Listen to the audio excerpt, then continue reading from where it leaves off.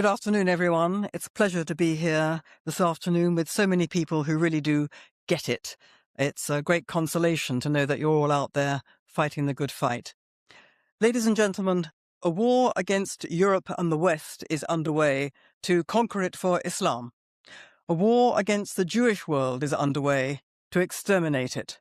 These two things are umbilically connected. You can't understand the onslaught against the Jewish world unless you understand how Europe and the West have been attacking themselves for so many decades. You can't understand the attack by the West on itself unless you understand the centrality of Judaism to its existence. In my view, the West will only save itself if it comes to understand that Israel and the Jews are the solution to its own existential predicament. At present, it does not. At present, it behaves as if Israel is the problem and the Jews are expendable. So let me unpick all this for you. The barbaric attack on Israel on October 7, 2023, threw down a challenge to the West. Would it support civilization or barbarism?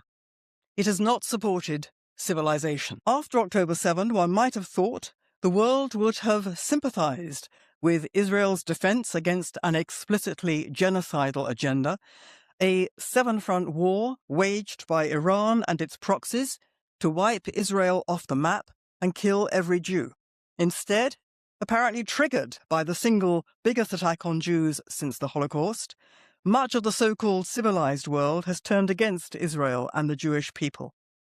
Anti-Semitism is always with us, but this has been something different. This has been a global attack of unprecedented scale against Israel and the Jewish world, which has been sustained. October the 7th fired a starting gun for what the Islamists believed and still believe is their final victory against first the Jews of Israel and then the Christian West. The demonstrations that started on Western streets while the Israelis were still being slaughtered on October 7 are not protests against Israel. They're not protests for the Palestinian Arabs. They are, instead, a delirious assertion of Islamic power over Western streets. For the past 2 years, hate mobs have chanted with impunity for the destruction of Israel, the murder of Jews, jihad against the West on the streets of Western cities, while the police have stood by, failing to enforce their own laws against intimidation and incitement. This has reinforced the Islamists' exultant belief that they have cowed the West into submission, and this has incentivized ever more open incitement to jihad against the West. What we've lived through for these past 2 years has been a frenzied campaign to demonize and delegitimize Israel with lies. The media has been pumping out Hamas propaganda as credible, even when it is patently ridiculous. I mean, Israel's alleged genocide is, it would seem, the very first genocide in history where the genocidists have provided their victims with hundreds of thousands of tons of food and moved hundreds of thousands of these victims out of harm's way. The statistics produced by the Hamas of the numbers killed during the war, which have failed to identify among these casualties one single combatant and claim that every single death was a civilian killed by Israel, suggests that Gaza is the first society on earth to have totally abolished natural death. This is a truly miraculous achievement. Zionism, the self-determination of the Jewish people in their ancestral homeland, has been redefined as Nazism and Zionists as beyond the pale. Israeli self-defense against genocide has been branded as genocide. Open demonization of the Jews with brazen and ancient tropes of Jews controlling the world in their own interests are now rampant.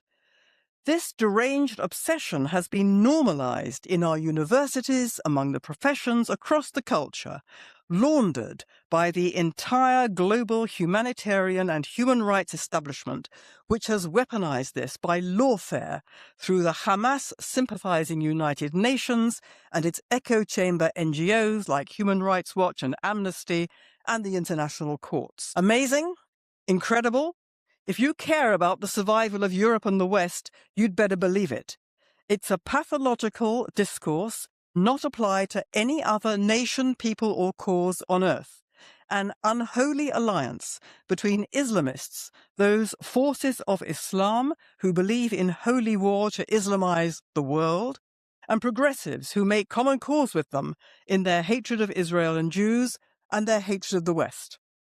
The result has been a physical and verbal onslaught on Jews in Britain, in France, in the Netherlands, and in really every Western country where the Islamo-leftist alliance holds cultural power.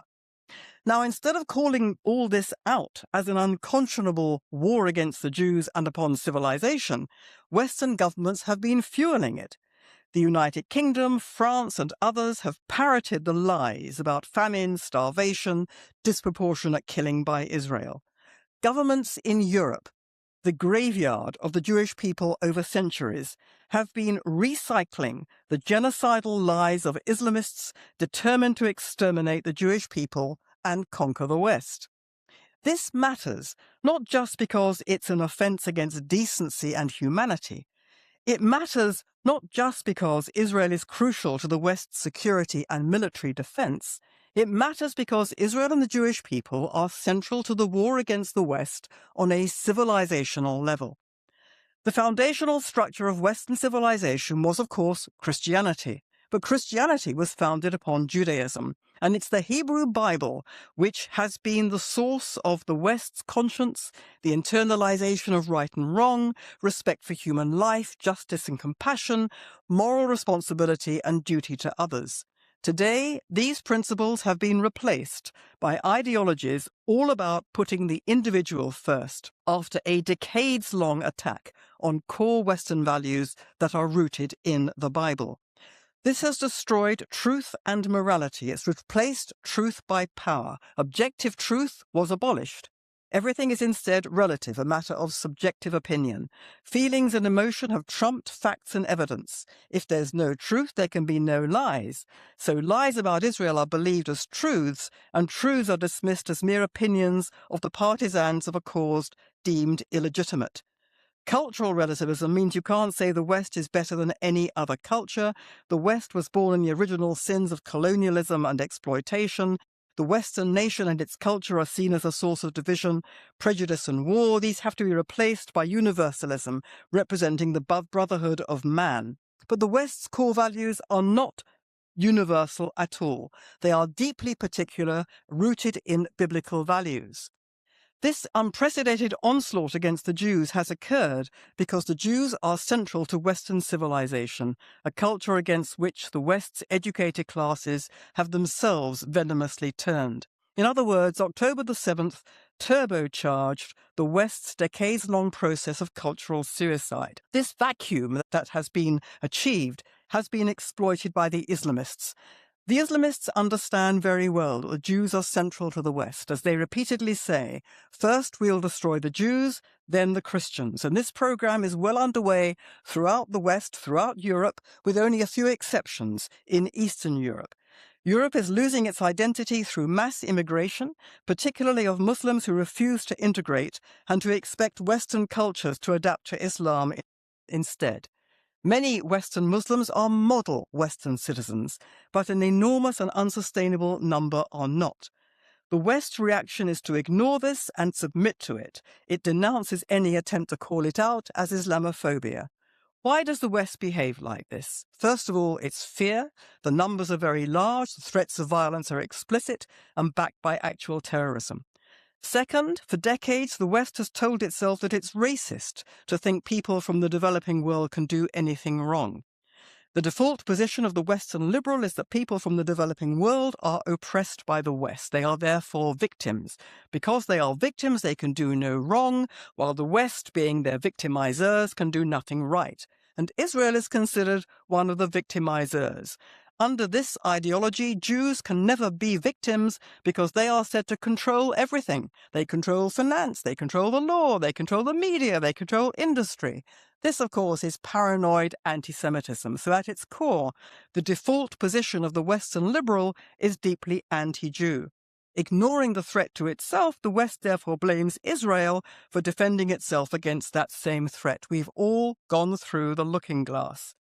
Islamists understand the West far better than the West understands itself. Islamists understand that religion is the moral scaffolding of a culture. Without it, that culture collapses. Now, the key bridgehead in this has been support for the Palestinian cause, the default position for every Western progressive, and which is treated as their badge of conscience. Palestine cause is the destruction of Israel. Look at their maps, their emblems. Palestine is the whole of Israel. That's what they want. Listen to what they teach their children, to hate and murder Jews, not Israelis, Jews. Observe their Nazi-style demonization of Jews as rats or snakes or octopuses, monstrous demonic figures said to be secretly controlling the world in their own interests. This is why many Jews in Britain and the rest view the forest of Palestine flags on their street as a forest of Nazi flags. The Palestine cause, in my view, has corrupted Western discourse and thinking. Those who've embraced this cause parrot the very same blood libels about Israel, the same visceral disgust of Jews, the same poisonous fantasies, the same recycling of the ancient stereotypes of Jewish supremacy, the chosen people, the blood libels, and the West calls this conscience. This is the same inverted thinking that accuses the Israeli Jewish victims of genocidal assault of being the genocidal aggressors, and it claims that the Islamist agenda to conquer the West is a defense against Islamophobia. Palestinianism is the Trojan horse for anti-Semitism, and anti-Semitism is the Trojan horse for the attack on Western civilization. Anti-Semitism isn't about the Jews. It says nothing about the Jews. What it says is that those who hold these views are degenerate, dehumanizing barbarians. A society of degenerate, dehumanizing barbarians will not survive and doesn't deserve to do so. So what's to be done? Plenty is to be done. We must all speak out against these lies. We must reassert, celebrate, promote and defend the core values of the Western nation rooted in the West's historic tradition and institutions. We must turn the universities back into the crucibles of reason rather than what they've become, which is engines for the destruction of reason. We must restore education as the transmission of Western culture, prioritize the married family, defend the nation's borders, face down Islamization, reassert the core value of one law for all, curb immigration, deport Islamic extremists, and ban Sharia law, which recognizes no superior secular authority and is therefore fundamentally an assault on Western liberal democracy. Israel's message to the West is that the Western nation-state is not, as is often said, the route to nationalism and fascism. The Western nation-state is essential to defend freedom, democracy, and the core values of European and Western society. The message that Israel has to the West is this, that a culture that understands and values what it is will live, while a culture that despises itself and wants to erase its particular and historic identity will die. Israel's message to the West, and it could not be more important at this moment in history, is that in order to survive, a culture has to choose life. This is a lesson that Europe and the West, I'm afraid, have yet to learn. Thank you very much. If you have a 401k or an IRA, please listen. Gold is at record highs. What many people don't know is this: you can move part of your retirement money legally and without tax penalties into physical gold you actually own. Alpha Omega Gold helps you do this through a gold IRA. Your gold is real. It is stored safely. It is in your name. Learn more at ao.gold/stand. Alpha Omega Gold is our sponsor, and they proudly stand with Israel.